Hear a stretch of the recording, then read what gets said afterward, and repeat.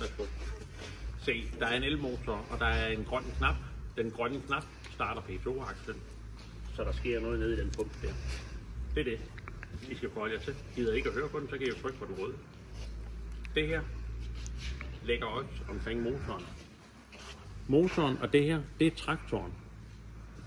Så det foregår alt uden handske. I skal forestille jer, at I kravler op traktoren og betjener sprøjten, så det er uden handske. Alt andet, når I er ude på sprøjten, det foregår med handsker på, for det er udenfor. Så husk nu det der med at tage handske af og handske på. Det er simpelthen for latterligt på engelsk sæt over styre ved ikke at gøre det.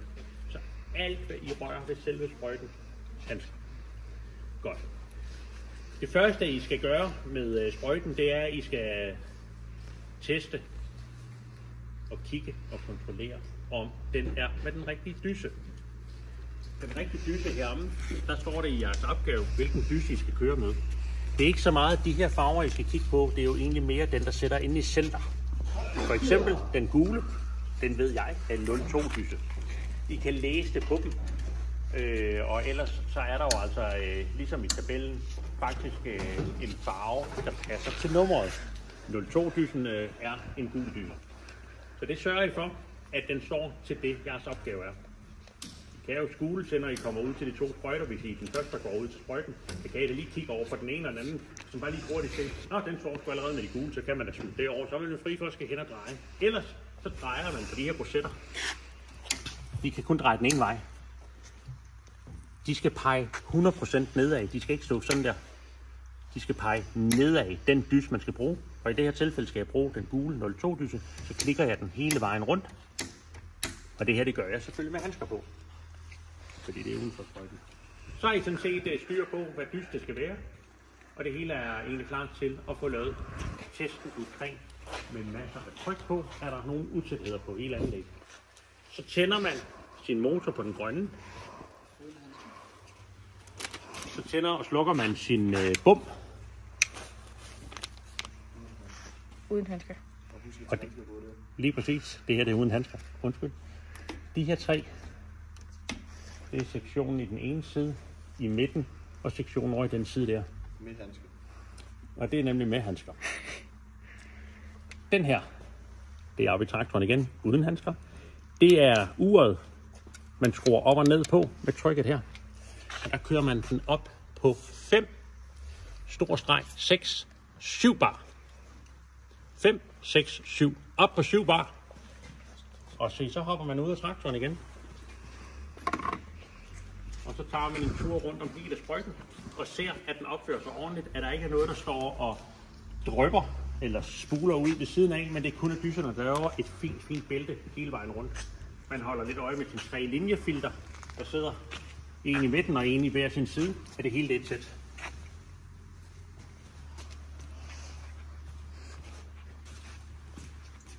Og det så sgu godt ud. Der var ikke nogen utætheder. Så tager I og I tager handskerne af igen og skruer den ned på 3 bar. Det kan I lige så godt gøre, imens den kører. For det er jo der, I kan aflæse barerne. Så ser jeg, at den kører ned på 3 bar, for så er den jo klar til, når I skal til at afmåle. Men inden I går i gang med at afmåle, så skal I lige have kontrolleret det sidste færdigt. Og det er nemlig det, der hedder omrøren. Og her, der kan I åbne igen. Selvfølgelig vil vi udenfor med handsker. Og så kan I høre, at den omrører dernede i, og har kontrolleret, jamen det virker. Så lukker I låget og slår omrøren fra igen. Så er der den der tankspul. Så tænder I tankspulen og lytter til, at den kører. Lad nu være med at skrue låget af og stå og blive spulet i hovedet, for nu er der jo noget, der spuler ind i tanken. Så kan I slukke den igen. Og så er I færdige med at kontrollere sprøjten. Og jeg har allerede gjort den klar med de 3 bar. Så så er I klar til at skal til at måle dysen af. Og når I måler dysen af, det er ingen fejl at have hele bummen til at stå og sprøjte. Og nu viser den jo 3 bar. Men I må også meget gerne blende de 2 af dem af. Og bare måle af herude, så har I ikke den til at stå og sprøjte ud over det hele. Det er frit for. Jeg kan bedst lide det sidste her. I skal bare lige være ops på, at når I knaller 2 af de der af, så kan der ske det, at barerne her ændrer sig lidt. Og hvis det gør det, så husker man lige at tage handskerne af og går ind i traktoren og lige får justeret barerne op, så du er helt sikker på, at den står knivskarp på de 3 bar. Når den kører på de 3 bar, så går man ud og 1 minut holder under dybden. Og når I er færdige med det, så kan I da lige gå op og tage handskerne af igen og lige slukke sprøjten. Der er ingen grund til, at den står sprøjter, når I ikke... Det vil I jo aldrig nogensinde gøre det i virkeligheden. Så se at få den slukket. Og så gælder det ellers om, at nu skal I afmåle jeres målebær. Gør det nu i et ordentligt vandret sted, og lad den lige falde til ro. Og måle det af. Lige få sensor til lige at kigge med. Og så bliver vi lige enige om, hvad det er. I skal ikke stå og falde. I skal bare kunne vise os tydeligt, at I kan finde ud af at måle det af. Når det er klart, så er I styr på, at hele sprøjten den er tæt. Og I har testet af, hvad den egentlig kan sprøjte ud på 1 liter. Undskyld, på 1 minut. Og det noterer I. I skal ikke ændre noget overhovedet. Derfra, så kan I lave den test der igen med at stille den her hane om, så den peger hen imod påfyldningen. Og påfyldningen, den vil vi egentlig også gerne lige vide virker, inden vi begynder at hælde kemi i. Og der virker den sådan her. Den gule, den sender vand rundt her. Den røde, den spreder med dysen hernede i bunden, for at kunne få kemirester ud, der sætter sig fast. Og den sort tester I ikke. Hvis I har lyst til at teste, så gør I det lige med et målbær henover, for det er jo en stor dyst, der sprøjter op. I skal ikke stå og sprøjte jer selv i hovedet. Okay?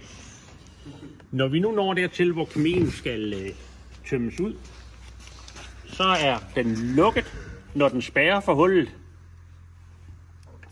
og åben, når den peger nedad, og de kan løbe ud. Når I har testet det her, det virker, jamen så er den jo klar til at kunne blive brugt. Så tager I forhold til jeres opgave, og der nede i det allernederste er der en ny overskrift, der står, nu skal I påfylde kemi. Og der står der, at I skal vise mig, hvad det er for en mængde kemi, I vil måle ud til 1 hektar. I kunne jo allerede have forberedt jer indenfra og gået om og skrevet en lille note deromme. Men ellers så vender I jer om på forsiden, og så kan I jo læse, hvad jeres opgave den lød på. Det har I jo udfyldt i det her felt. Og så er det, I viser det ved at tage et målebær med gul kant og hælde den kemi op. Det kan være, at der skal bruges, lad os sige 0,3 liter per hektar. Så skal I kunne måle det op i 0,3 liter per hektar. Og lige vise os, det kan jeg godt finde ud af. Og det er det her, det fylder så meget her i bæret. Og så går I ellers over. Så kan jeg godt lide, at man lige sørger for at lukke lidt vand ind, så der står lidt vand dernede i. Det er netop for at få kemien til at have nemmere ved at rende ud, så den ikke rigtig sætter sig fast. Hælder kemien i. Og så har vi jo det her forurenede målebær. Det skal lige vaskes 3 gange. Det sætter man hen over her og holder det og så skyller. Og det gør man 3 gange, så er det med målebær rent og lækkert. Så lukker man, og så tænder man den her. Så suger den midlet over, og der kan jeg altså godt lide, at man lige tænder og får lukket lidt ekstra vand ind. Så føler man lige, at det er godt skyllet. Kigger ned i og ser, at den er tom. Det vil ikke være i det tilfælde her, fordi den ikke kører lige nu. Og så sørger man for at lukke den her, så det her det er tomt og rent. Og ved I hvad så? Så skal I kun gøre én ting, og det er, at I skal gøre den klar til at komme ud af sprøjten. Det vil sige, at I stiller den derovre. Tilbage til sprøjten. Den her står kun her, når vi arbejder her, og det gør vi jo kun derhjemme, når vi får det. Og så frem.